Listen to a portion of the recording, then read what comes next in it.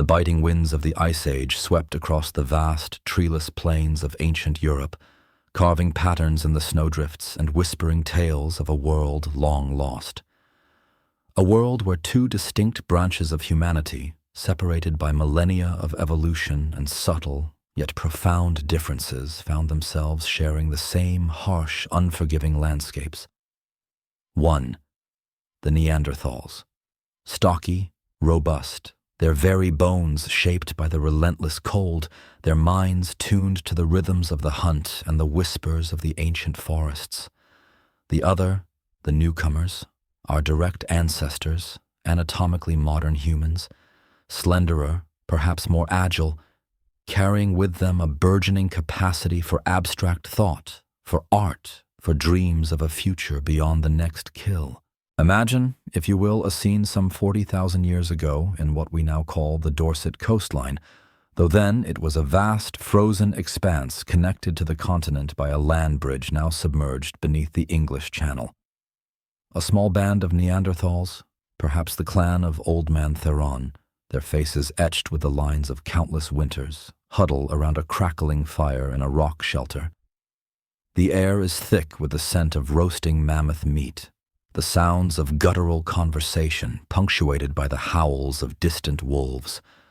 Among them sits Alara, a young Neanderthal woman, her brow ridge prominent, her frame powerful, yet her eyes deep-set and intelligent, betraying a thoughtful, perhaps even curious, spirit.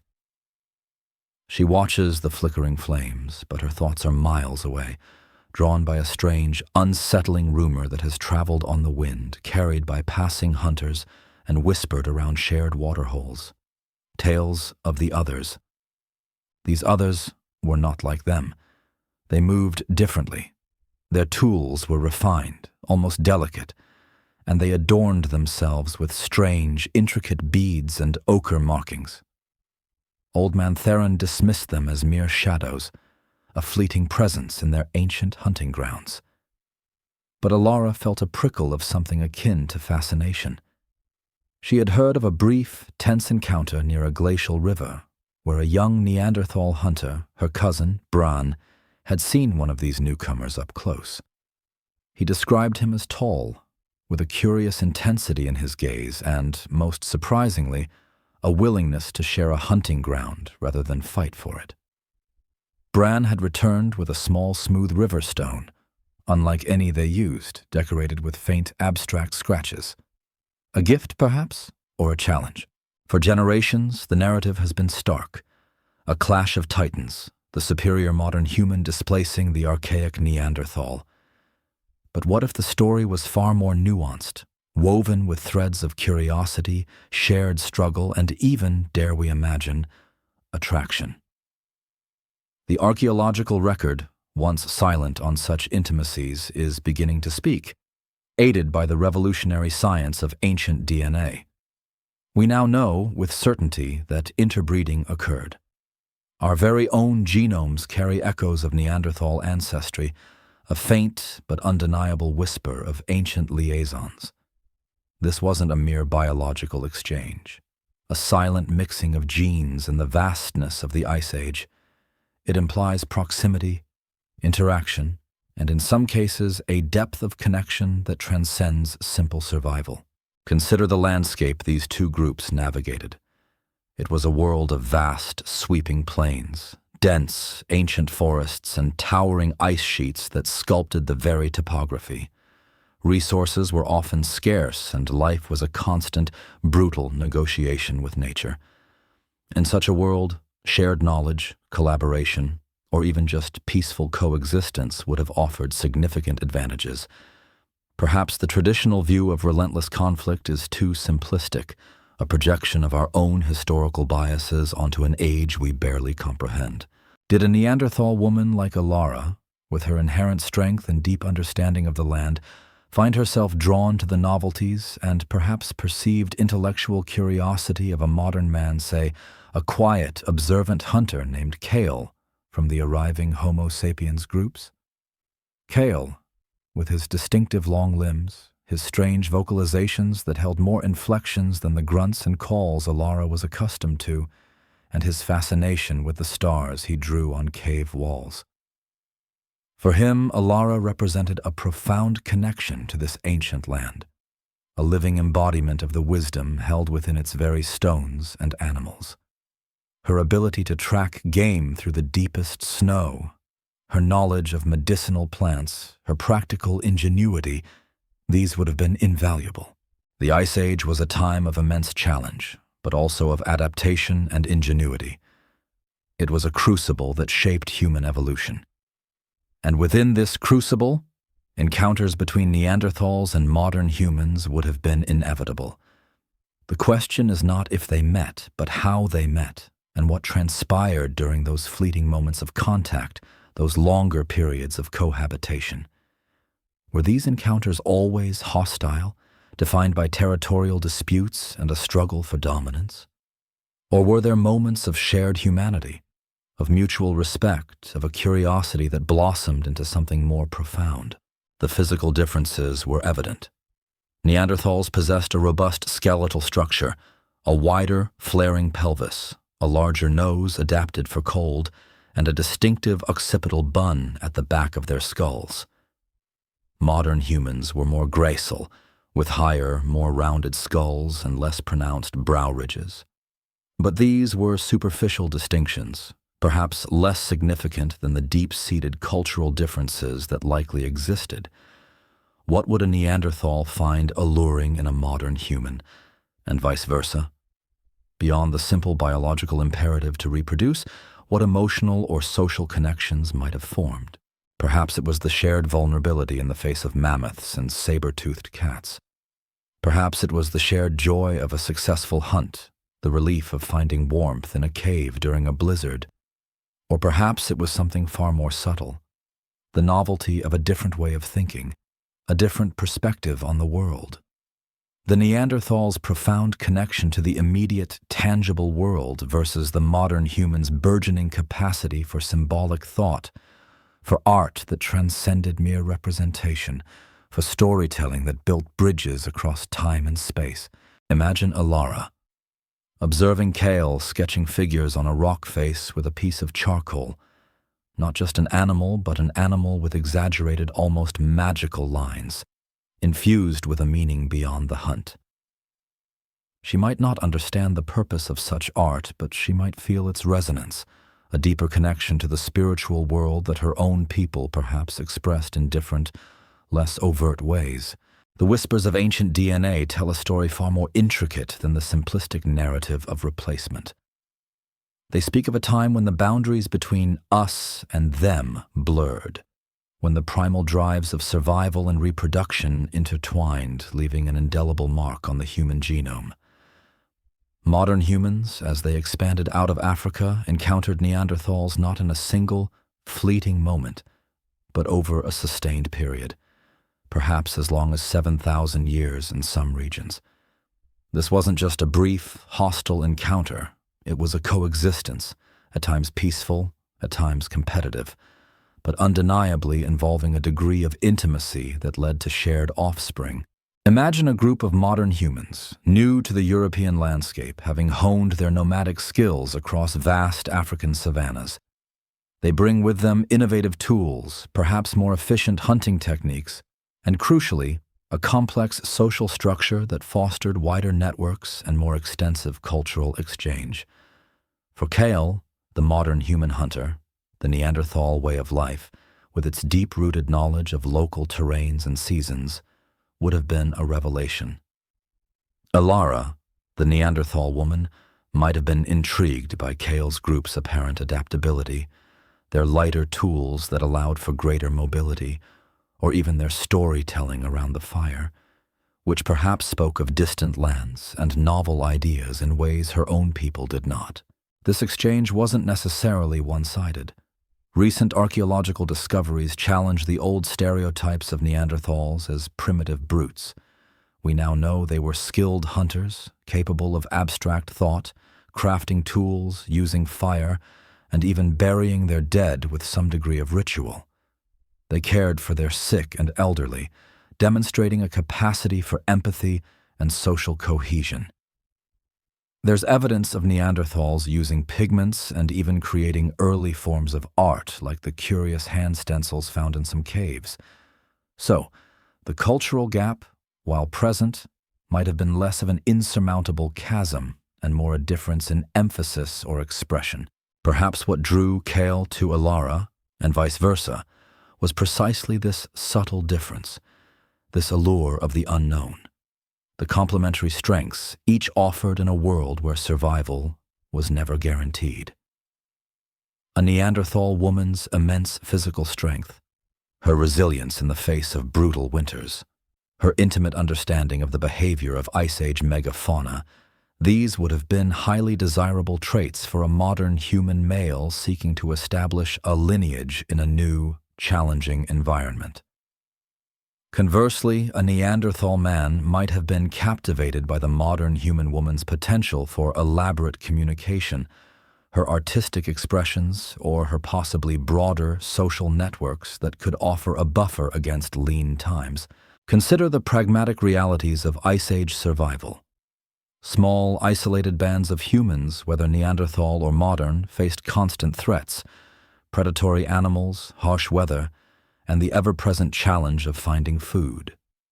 In such a context, genetic exchange, even if born of rare opportunistic encounters, could have offered a vital infusion of diversity into a gene pool, increasing resilience to disease or adapting to new environments. For an individual like Alara, contemplating the future of her own diminishing group, the possibility of new blood, new ideas, new ways of doing things could have been compelling. The genetic evidence points to an extended pulse of interbreeding, not just isolated instances. This suggests that the two groups didn't just mate once, and part ways. It implies periods of more sustained interaction, perhaps even cohabitation in certain territories. Could Kale have spent seasons with Alara's clan, learning their hunting routes, their knowledge of local flora, sharing his own insights on tool-making or long-distance communication? And could Alara have ventured with Kale's people, experiencing their different social dynamics, their larger group sizes, their symbolic expressions? Such scenarios are not romantic fictions, but increasingly plausible interpretations of the scientific data. The segments of Neanderthal DNA carried by most non-African humans today are not randomly distributed.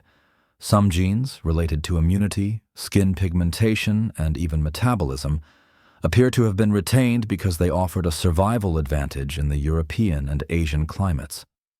This suggests that the offspring of these unions were not only viable, but often thrived, passing on these beneficial traits, a silent testament to a complex, perhaps even passionate, shared history.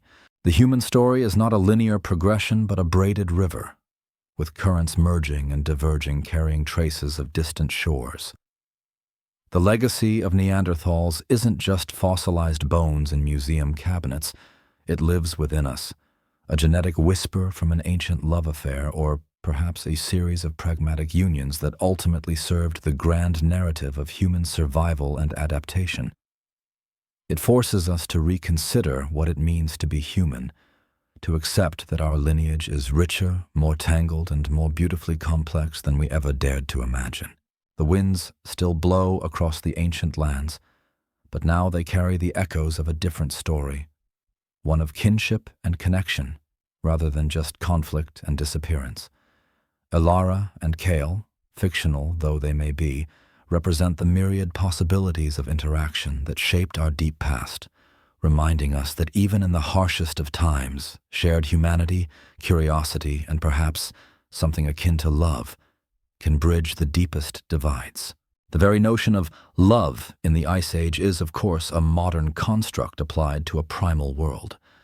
It wasn't the romantic love celebrated in sonnets or films. Yet, to dismiss the possibility of profound emotional bonds between Neanderthals and modern humans would be to deny them the very essence of shared humanity. Love, in its most fundamental sense, is attachment, care, mutual dependence, and the deep, often unspoken connection forged through shared experiences and vulnerability. In a world where every sunrise brought new challenges and every sunset a deeper cold, Such bonds were not just desirable, but essential for survival. Consider the children born of these unions. How were they raised? By whom were they accepted? The archaeological record offers tantalizing clues. For instance, the skeleton of a child, often referred to as the Lagarvello boy, found in Portugal, dating back some 24,500 years ago, exhibits a mosaic of features. A robust skeleton, reminiscent of Neanderthals, combined with a chin and other cranial features typical of modern humans. This child was buried with red ochre and shell beads, a practice more commonly associated with modern human burials. This suggests not only that interbreeding occurred, but that the offspring were integrated into modern human communities, indicating a degree of acceptance and perhaps even shared familial bonds. This wasn't just a fleeting encounter. It was a connection that led to the nurturing of hybrid offspring. The presence of Neanderthal DNA in modern human populations today is not uniform. East Asians and Europeans tend to have slightly more Neanderthal ancestry than people from other non-African populations. This geographic variation hints at specific regions and periods where interbreeding was more prevalent. Perhaps the harsh conditions of the European Ice Age pushed these groups into closer contact, or perhaps specific cultural practices facilitated greater interaction. It's also possible that certain traits inherited from Neanderthals, like those related to cold adaptation or immunity to specific pathogens encountered in Europe, provided a selective advantage, leading to their retention in subsequent generations. What would such a cross-cultural family unit have looked like? If Alara and Kale had a child, would that child be seen as distinct, an anomaly, or simply another member of the clan? Given the evidence, it seems likely they were accepted. Such a child would have been a bridge, physically and perhaps culturally, between two worlds. Imagine the child learning two distinct forms of communication, two different sets of hunting techniques, two ways of understanding the spiritual world. Their very existence would have been a living testament to the shared humanity of their parents, a testament to bonds that transcended tribal lines. The story of Neanderthal-modern human interaction is a powerful reminder that human history is rarely simple.